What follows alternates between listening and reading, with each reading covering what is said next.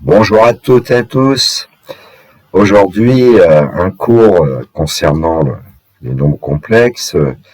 On va parler de produits scalaires et de déterminants de deux vecteurs. Vous trouverez le polycopier en lien dans la description de la vidéo. Un lien aussi vers mon nouveau blog où j'essaie de placer quelques documents, notamment de terminal spécialité. Donc on va voir dans un premier temps une caractérisation de la collinéarité et l'orthogonalité de deux vecteurs. Alors pour cela, je vais vous faire ce que j'appelle une approche, c'est-à-dire une activité qui permet d'établir une propriété. Donc le plan complexe est muni d'un repère orthonormé, O, vecteur U, vecteur V. Le vecteur W a pour affixe Z et le vecteur W' a pour affixe Z'. Alors Z égale X plus Y et Z' égale X' plus Y' sont les formes algébriques respectives de Z et Z'. Alors ce qu'on sait sur le produit scalaire, le produit scalaire des vecteurs W et W', c'est X' plus Y, Y'. Et le déterminant des vecteurs W, W', c'est X, Y' moins Y, X'. Alors, on va calculer Z', Z bar. Et en calculant Z', Z bar, on va voir apparaître le produit scalaire et le déterminant de ces deux vecteurs W, W'. Donc, X' plus Y', facteur de X moins YI. C'est-à-dire en développant X', moins YX', plus Y', moins Y', I carré. I carré vaut moins 1. Donc on va obtenir X', moins Y', I, plus Y', I, plus Y', Alors ici, ensuite, on va essayer de trouver la forme algébrique. Alors, on va regrouper X', je l'ai écrit X'. Ensuite, Y', je l'ai écrit Y'. Donc, on a la somme de deux réels. Et puis ensuite, là, pour obtenir la partie imaginaire, on avait moins X', I plus Y', Alors, ça va nous donner, en fait, X', moins YX', et puis facteur de I. Ce qui fait qu'on a fait apparaître le produit scalaire des vecteurs W, W', plus déterminant des vecteurs W, W', I. Ça nous permet de caractériser la collinéarité, l'orthogonalité des deux vecteurs. Donc les vecteurs W, W', on sait qu'ils sont collinaires si et seulement si leur déterminant vaut 0, depuis la classe de seconde d'ailleurs. Ce qui veut dire que la partie imaginaire de Z', Z bar égale 0. Et puis les vecteurs W et W' sont orthogonaux, c'est seulement si le produit scalaire des vecteurs W et W' est égal à 0, ce qui signifie que la partie réelle de Z', Z bar est égale à 0. Alors il y avait d'autres façons de procéder pour obtenir Z', Z bar. On aurait pu multiplier par Z, mais auquel qui est divisé par Z, auquel cas il y aurait eu un problème en disant par Z, il aurait fallu supposer que Z est différent de 0. Bon, j'ai pas voulu faire comme ça, je vous l'ai fait de cette façon. Donc la propriété qu'on peut énoncer, soit W, W' de vecteurs d'affixe respectifs Z et Z'. Bien, premièrement, les vecteurs W, W' sont collinaires, c'est seulement si partie imaginaire de Z', Z bar égale 0. Et puis, deuxièmement, les vecteurs W, W' sont orthogonaux, c'est seulement si la partie réelle de Z', Z bar égale 0. Alors, l'idée est assez simple pour retenir tout ça, en fait, parce que si on prend deux vecteurs dont on connaît les affixes, Z et Z', il suffit de prendre l'affixe de l'un et multiplier par le conjugué de l'autre. Puis ensuite, évidemment, savoir quelle est la caractérisation. Alors, pourquoi j'ai eu envie de parler de ce genre de choses? Parce que il y avait un exercice Sur les complexes, je pense que c'était cette année, d'ailleurs au bac 2024, Maroc, ou 2022, session de remplacement, je me souviens plus très bien, où si on avait connu cette propriété, ça rendait l'exercice quand même beaucoup plus simple. Seconde caractérisation, la collinarité et l'orthogonalité de deux vecteurs. Alors dans cette approche 2, on va utiliser l'expression du cosinus et du sinus d'un angle orienté de vecteurs. Le plan complexe est muni du repère orthonormé direct O, vecteur U, vecteur V, et puis W est le vecteur d'affixe Z et W' est le vecteur d'affixe Z'. Z égale X plus Y et Z' égale X' plus Y' sont les formes algébriques respectives des complexes Z et Z'. Alors toujours pareil, le début ça ne change pas, produit scalaire des vecteurs W, W', XX' plus Y', et le déterminant des vecteurs W, W', XY' moins YX'. Alors ici, on va supposer que les vecteurs W, W' ne sont pas égaux aux vecteurs nuls.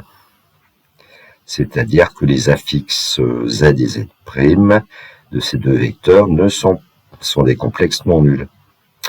Ce qui nous permettrait que les formes exponentielles, et donc Z égale R exponentialité, Z' égale R' exponentialité prime, sont les formes exponentielles respectives de Z et Z'.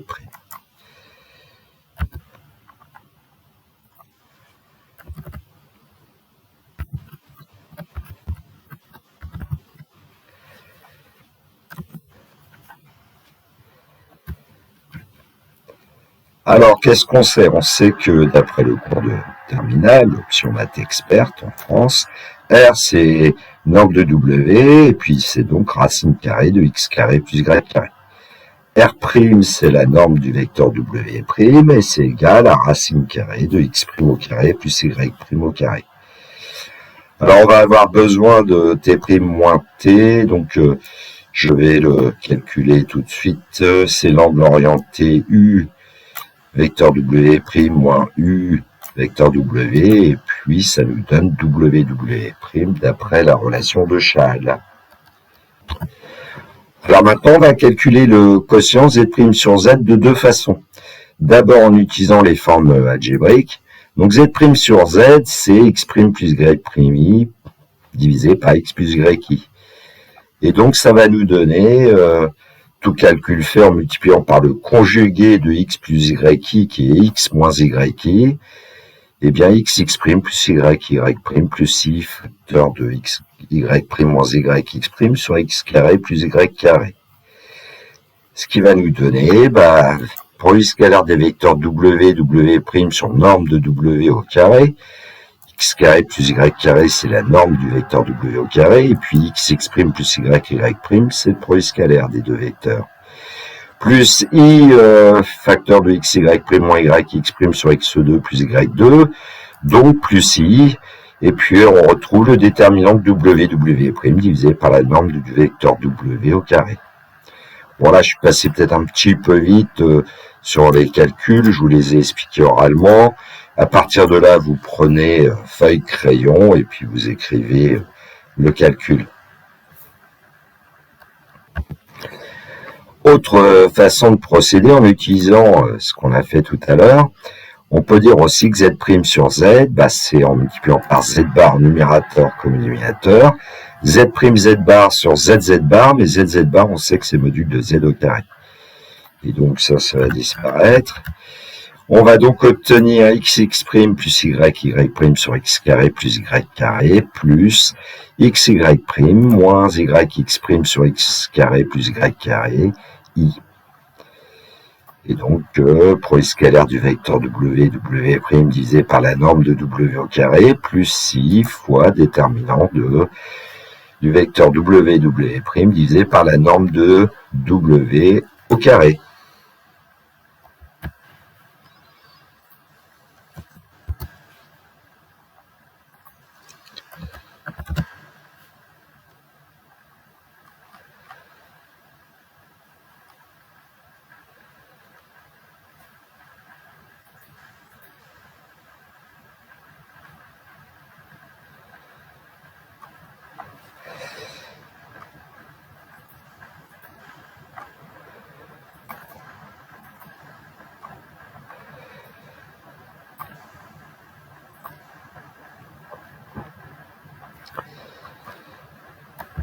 Alors, deuxième façon de calculer le quotient de z par z', par z. Alors, toujours z', z bar sur module de z au carré. On aurait pu faire autrement, mais bon.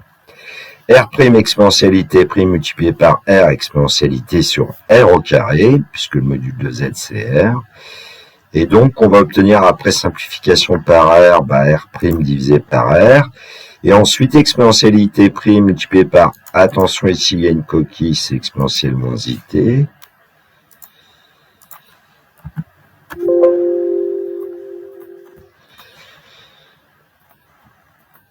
J'ai oublié de modifier, donc ça va nous donner exponentielle i t' moins t. Du coup, ça va donner la norme de W' sur la norme de W, cosinus W' plus I sinus W'.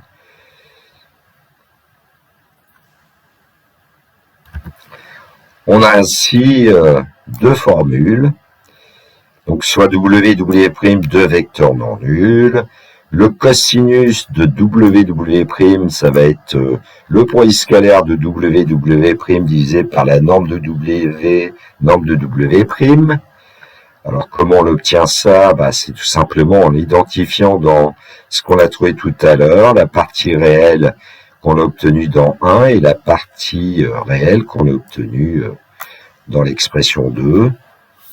Et puis, en prenant les parties imaginaires d'expression 1 et la partie imaginaire dans l'expression 2, on va obtenir le sinus de W', ça va être le déterminant de W' divisé par la norme de W, norme de W'.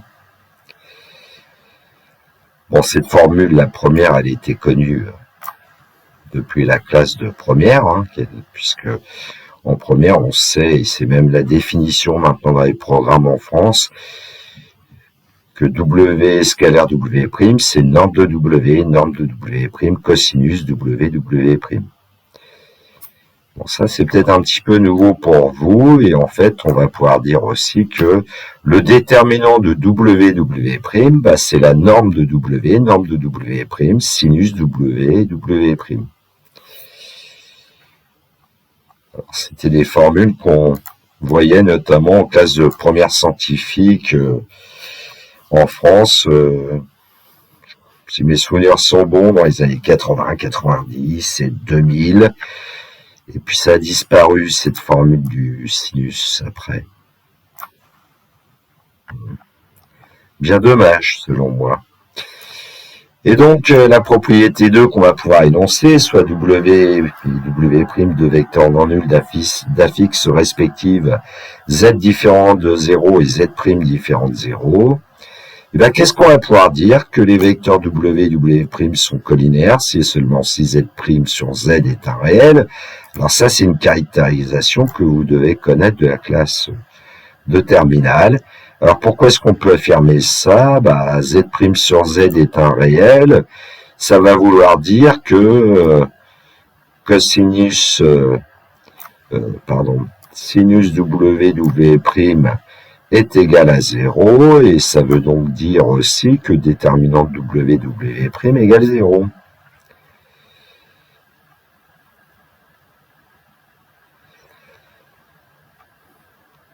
Ensuite, à quelles conditions est-ce que les vecteurs W' vont être orthogonaux?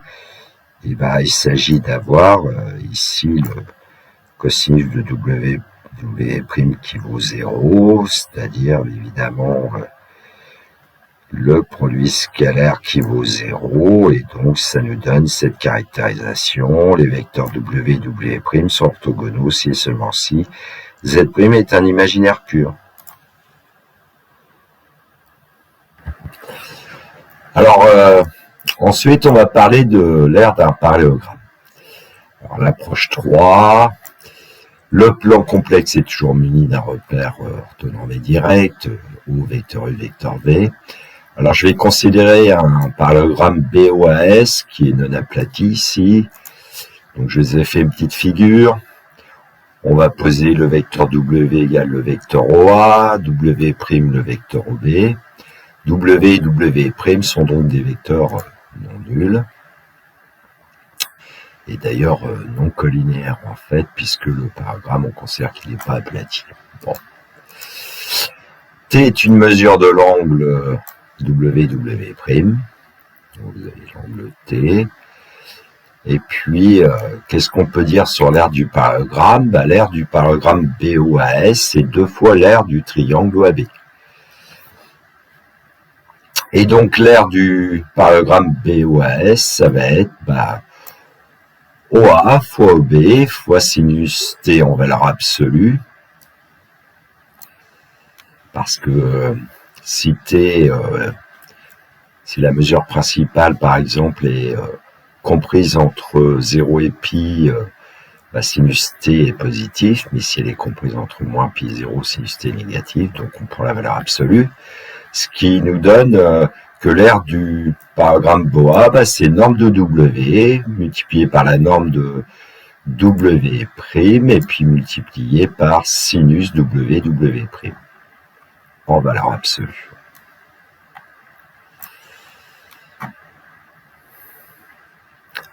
Alors nous, on sait que sinus des vecteurs WW', enfin de l'angle de ces deux vecteurs, c'est déterminant des vecteurs WW' divisé par le produit de leurs normes. Donc ça veut dire que déterminant de WW', c'est norme de W', sinus de l'angle WW', et donc que la valeur absolue du déterminant de W', c'est la valeur absolue du produit de 3 nombres, mais il y en a 2 qui sont positifs, c'est les normes. Donc on obtient norme de W fois la norme de W' fois la valeur absolue du sinus de l'angle WW'. Et donc en comparant ce qu'on a obtenu pour l'aire du parogramme BOA et puis ce qu'on vient de dire pour le déterminant, on va obtenir que l'aire du parogramme BOA, c'est en fait la valeur absolue du déterminant des vecteurs W et W'. On va finir par y arriver. Et donc, voilà ce qui se passe avec un parogramme. Vous prenez, par exemple, 2 côtés consécutifs, et OA et OB, vous créez les vecteurs, et puis, pour obtenir l'aire du parogramme, il suffit de prendre la valeur absolue du déterminant de ces 2 vecteurs. Jolie application du déterminant. Donc, la propriété qu'on peut énoncer, soit W et W', 2 vecteurs non nuls. Alors ici, je ne vais pas préciser qu'ils n'étaient pas collinaires parce que la formule fonctionne aussi, puisque quand deux vecteurs W et W' sont collinaires, leur déterminant vaut 0, ce qui veut dire que le parogramme BOA est aplati et donc l'aire vaut 0. Donc l'aire du parallélogramme BOA, c'est égal à la valeur absolue du déterminant des vecteurs W'. Alors, je vais vous faire un petit complément. Hier matin, le 23 août 2024, puisqu'aujourd'hui nous sommes le 24, je me suis dit, après tout, l'aire d'un parogramme, on pourrait peut-être trouver une formule avec des moyens plus élémentaires. Alors, voilà ce que je vais vous proposer. Bon, on travaille toujours dans un plan. Le plan complexe est muni d'un repère normé directo, vecteur U, vecteur V, mais en fait, on va pas utiliser les complexes. Donc, je prends enlever le mot complexe, d'ailleurs. Et puis, on considère que BOA est un parallélogramme non aplati. On va utiliser des coordonnées. Alors, on va poser pour le point A, qu'il a pour coordonnées AB, pour le point B de coordonnées CD, mais je vais travailler avec des nombres ABCD qui sont des règles strictement positives pour simplifier un peu les choses. On va travailler que dans ce qu'on appelle le premier cadran du repère OUV. Donc, le point S, lui, il a forcément comme coordonnées A plus C, B plus D, puisque le vecteur OS, c'est le vecteur A plus le vecteur OB. Donc, on ajoute les abscisses du point A et du point B pour obtenir l'abscisse du point S, et puis on ajoute les ordonnées du point A et du point B pour obtenir l'ordonnée du point S. Alors, je pose encore vecteur W égale vecteur A, vecteur W' égale vecteur OB, donc vecteur W et vecteur W' sont des vecteurs non nuls, puisque le paragramme est non aplati, ils sont même non collinaires. Et puis, quand on a vecteur W qui a pour coordonnée AB, et le vecteur W' qui a pour coordonnée CD, on sait que le déterminant de W et W', c'est AD-BC. Alors, on va utiliser deux cas. Le premier cas, c'est quand l'angle entre les vecteurs W et W' a sa mesure principale qui est strictement comprise entre 0 et pi. Et le deuxième cas, c'est quand la mesure principale de l'angle des vecteurs W et W' est strictement comprise entre moins pi et 0, puisque les vecteurs sont pas collinaires ici. Bon, j'ai ajouté que je considérais que t était la mesure principale de l'angle orienté de vecteur W'.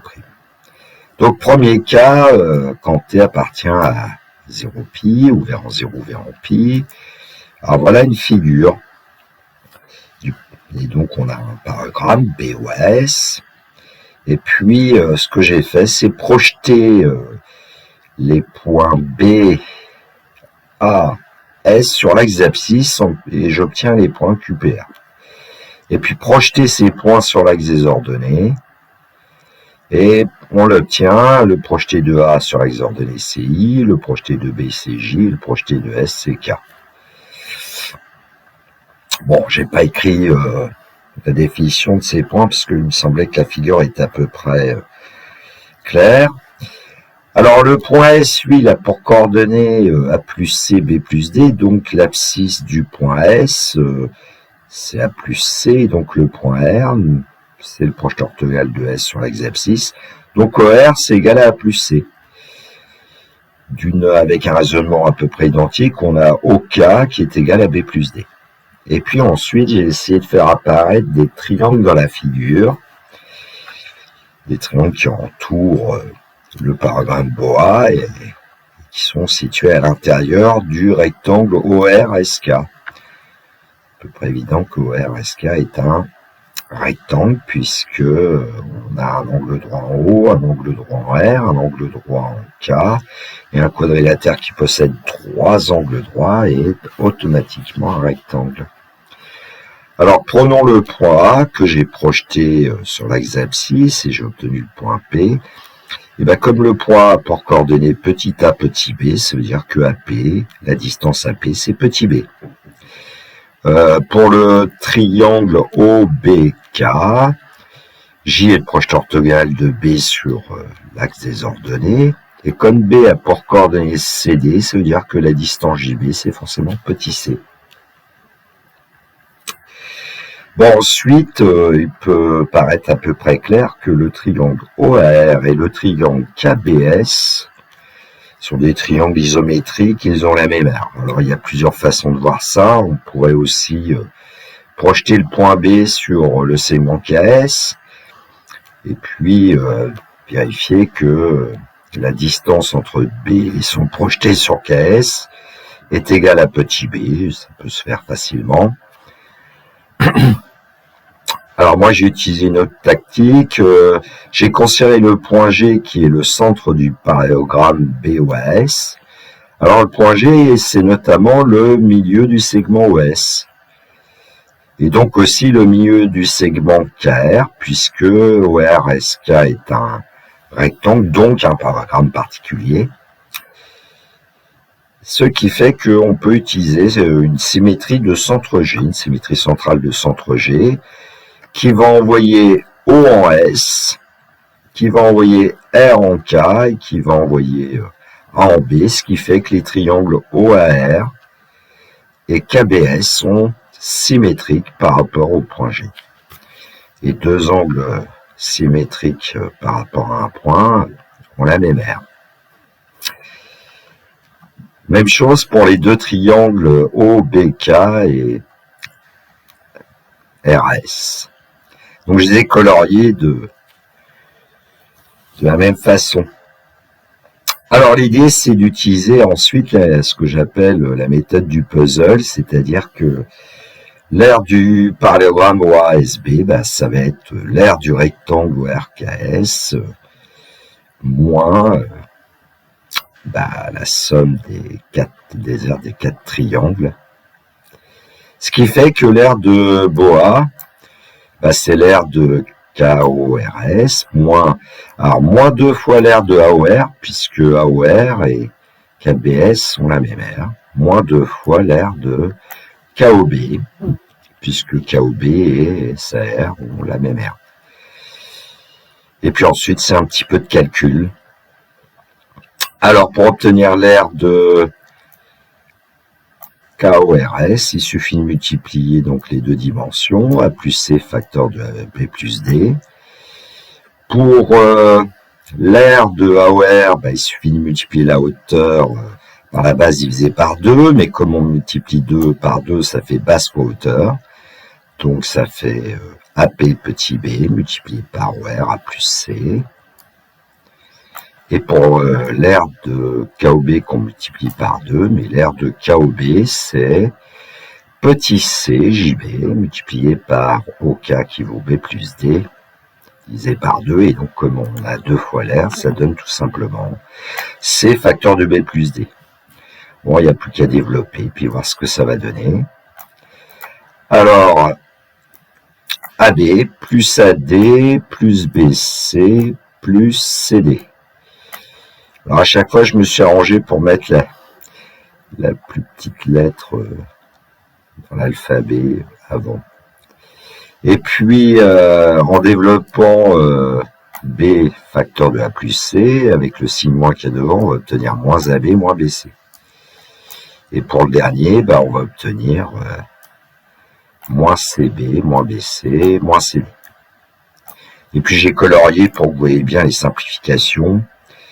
Donc AB va se simplifier avec ce moins AB, et puis on a BC qui va se simplifier avec ce moins BC, CD va se simplifier avec ce moins CD, ce qui fait qu'il ne nous reste que AD moins BC, qui est justement le déterminant des vecteurs W, W'.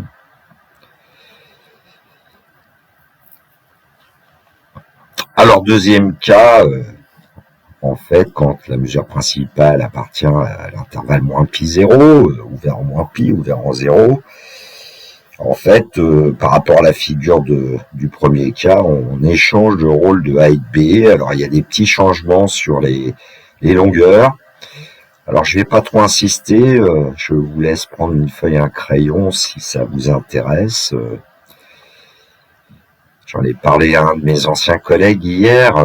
Ça avait l'air de m'intéresser pour essayer de faire l'activité en classe de seconde notamment, pour donner un éclairage du déterminant de deux vecteurs qui est au programme de la classe de seconde, un éclairage avec une situation géométrique et donc l'aire d'un parallélogramme.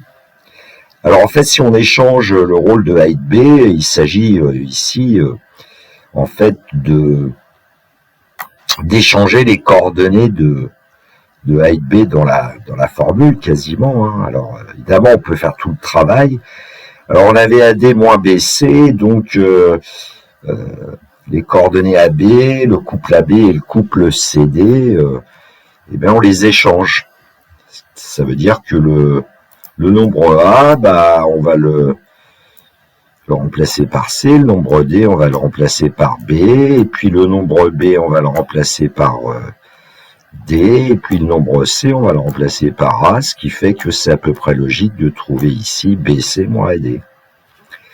Et BC moins AD, c'est justement l'opposé du déterminant du vecteur W'. Et donc, on pourrait établir donc cette formule, l'aire de Bois, c'est la valeur absolue du déterminant des vecteurs W'. J'ai trouvé ça assez joli. Alors, petite remarque quand même, comme le déterminant des vecteurs W', si je prends le premier cas, c'est AD moins BC, A fois D, c'est l'aire d'un certain rectangle de dimension AD, ensuite BC, c'est l'aire d'un certain rectangle de dimension BC, donc on peut essayer d'imaginer qu'il y a des méthodes pour faire apparaître l'aire du parallélogramme BOAS sous la forme de la différence des aires de deux rectangles. Alors je crois savoir qu'il y a des méthodes, mais bon, c'est un petit peu plus compliqué que ce que j'ai fait là. Méthode géométrique. Eh oui, cette belle géométrie qui est un petit peu négligée dans les programmes de l'enseignement secondaire en France.